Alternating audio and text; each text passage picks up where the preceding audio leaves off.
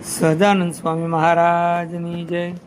દેશવાકડ મરણું ગામ, બાવો પ્રભાત ગર છે નામ.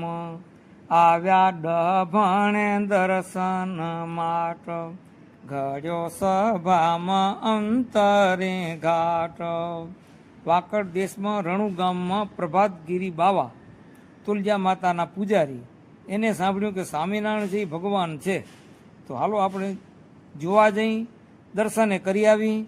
તો એમ જાણી કરીને ડભાણના જગ્નમાં બાવાજી દર્શન કરવા માટે આવ્યા.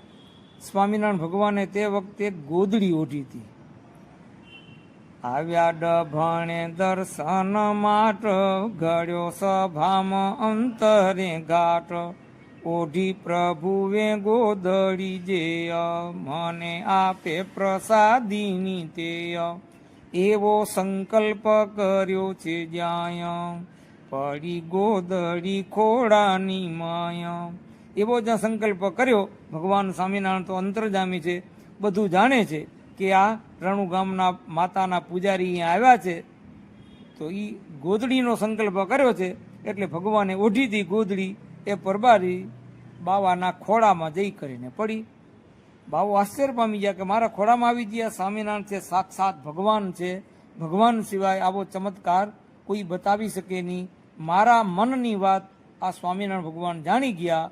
મારી મનની વાત જાણી કરી પોતે ઓઢેલી ગોદડી મારા ખોળામાં મૂકી દીધી. તો એ બાવાજી આજે પણ રણુ ગામમાં પોતાના મંદિરમાં એ ગોદડી ત્યાં રાખી પ્રસાદીની, દરરોજ સેવા પૂજા કરતા. આજે પણ એની વંશ પરંપરામાં પૂજારી ત્યાં ગોદડી રાખી છે. યાત્રા કરનારા સ્વામિનારાયણ ભગવાનના ભક્તો રણુ ગામમાં જાય ત્યારે માતાના દર્શન કરે અને આ ગોદડીના પણ દર્શન કરે છે. અને એ ગોદડી આજે પણ એવી ચમત્કારી છે કે દર્શન કરનારા ભક્તો પણ એ ભગવાન સ્વામિનારાયણના ધામમાં જાય છે. ભગવાન સ્વામિનારાયણ એને તેડવા આવે છે. એવી પ્રસાદીની ગોદડી આજે પણ રણુ ગામમાં છે અને ત્યાંના પૂજારી પણ એને સાચવી રાખી છે તાળામાં ભક્તોને.